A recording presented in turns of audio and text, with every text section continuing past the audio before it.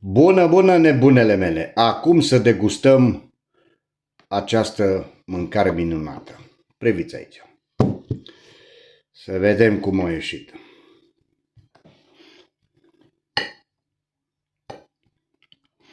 Mămăliga extraordinară.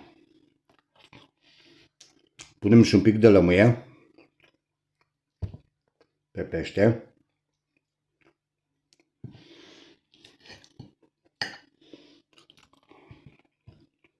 Mamă, nebunelor! Gravidele nebune să se abțină. Strong. Acum să vedem și cea de-a doua. Și mai bună. Punem un pic de lămâie și pe peștele ăsta.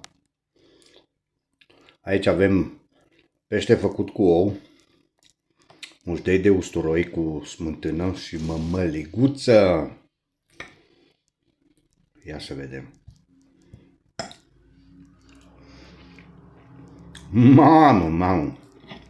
Să-ți bați copiii de ciuda. Popa de la Mediaș, ești o glumă. Hai, vă pupă nebunul vostru. Poftă bună în continuare.